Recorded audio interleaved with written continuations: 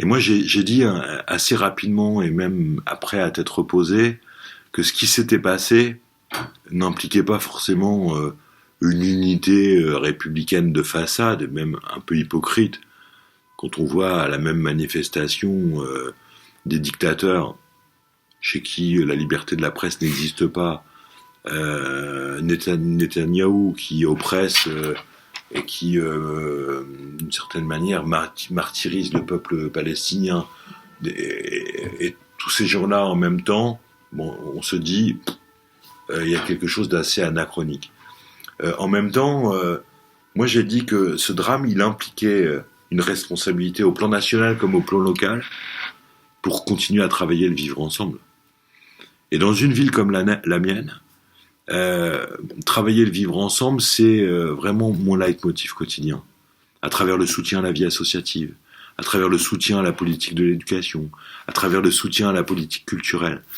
Et ce qui fait qu'à Dieppe, malgré les difficultés économiques et sociales qui sont réelles, on a d'une certaine manière des équilibres de vie qui font que on se sent en sécurité quel que soit le quartier, même quand on est au collège très populaire du quartier des Vincourt, qu'on se connaît et donc qu'on se reconnaît, qu'on a un Front National qui est en dessous de 10% aux élections locales, alors que ce n'est pas le cas dans d'autres villes. Au bout du compte, que quand on travaille le vivre ensemble, et ben le vivre ensemble existe.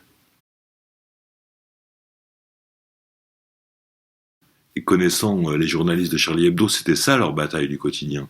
C'est comment on combat le repli sur soi, qu'il soit identitaire, qu'il soit religieux, qu'il soit fanatique ou qu'il soit politique. Comment on fait en sorte que l'autre, qui a une culture différente, vous avez une culture différente de la mienne, vous avez une histoire différente de la mienne, mais comment je prends ça comme une richesse et pas comme une peur. Et ben le jour où, à mon modeste niveau, j'aurais le sentiment de faire avancer ça, je me dis que j'aurais fait avancer beaucoup. Et j'ai le sentiment, dans ce qu'on fait localement, que c'est à ça qu'on travaille. Est-ce que c'est ce que vous, non-croyants, faisiez en allant à Rome avec le curé ? Ouais, voir le pape, bien sûr. Moi, je suis dans une ville avec un maire communiste, mais dans une ville où le poids de la religion catholique, parce que c'est une ville portuaire, parce que c'est une ville de marins-pêcheurs, parce que c'est une ville... parce que c'est une ville de France où l'héritage judéo-chrétien a de l'importance. Dans ma ville, quand un docker décède, quand un pêcheur décède, quand un soudeur décède, on a, ou même quand un adjoint au maire communiste décède, ça a été le cas malheureusement il y a quelques jours, eh bien on a une personne sur 3 qui se signe devant le cercueil. Ça a de l'importance. Et donc quand je vais voir le pape, je dis à la ville, je respecte, je suis athée, moi personnellement, je suis laïque, et ma fonction m'impose d'être laïque, mais en même temps je respecte toutes les religions, dont la vôtre. Et puis par ailleurs, je voulais lancer le message qu'un maire communiste, son ouverture d'esprit, elle devait le conduire à pouvoir rencontrer le pape.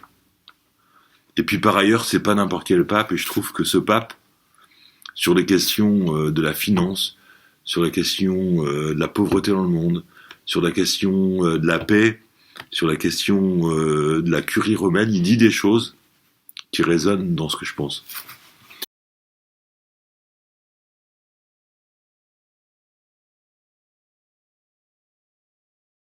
Les 3 terroristes, ce qu'ils ont fait est inacceptable, inexcusable, impardonnable. Même si la une de Charlie Hebdo, c'était tout est pardonné. Cela dit, leur parcours, c'est le parcours de 3 paumés, de 3 oubliés de la vie, de 3 damnés de la terre. Peut-être qu'ils se sont heurtés à des murs successifs d'exclusion qui les ont fabriqués. Ça, je pense que, même si on n'excuse évidemment pas le comportement qu'ils ont eu, parce que c'est horrible, oui. Ça doit conduire la société à réfléchir à qu'est-ce qu'on fait pour éviter que des paumés de la terre se trouvent capturés par des fous furieux, qu'ils soient d'ailleurs fanatiques musulmans ou fascistes ou que sais-je encore. On sait bien que c'est de la crise que se nourrit la bâtimonde, disait Brecht à propos du nazisme, mais ça peut s'appliquer à toute forme de fanatisme. Et donc, je pense qu'il faut s'en prendre aux racines du mal si on veut éradiquer le mal, aux causes du mal. Selon ce qu'on a vu depuis l'attentat, est-ce que vous pensez que la France a réagi correctement? Dans la gestion de la crise, oui. Dans la mobilisation citoyenne, oui, elle était réconfortante, elle était spectaculaire. On n'avait pas vu de manifestation comme ça depuis la libération, et ça, ça faisait chaud au cœur. À Dieppe, plusieurs milliers de personnes, plusieurs fois de suite. Après, j'ai peur que, passé l'émotion, on en revienne à oublier ce que je viens de vous dire là. Et ce que je viens de vous dire là, en tout cas moi comme homme politique, me conduit à dire quoi? À dire, veillons à ce qu'il n'y ait pas de territoire oublié. Veillons à ce qu'il n'y ait pas de territoire abandonné. Veillons à ce que l'éducation soit au cœur de la construction de la citoyenneté de l'ensemble des mômes de ce pays, d'où qu'ils viennent, où qu'ils soient. Veillons à ce que la culture soit pas un supplément d'âme, mais bien un élément co-substantiel à la politique. Parce que quand on s'intéresse à la culture, quand on est éduqué, alors on est armé pour ne pas basculer dans l'obscurantisme. Et je pense que Charb, armé de crayons, c'était ça leur combat. C'était de dire, on vous donne les outils, même en provoquant, même en caricaturant, même en vous bousculant, même en vous dérangeant, pour avoir un regard critique sur le monde.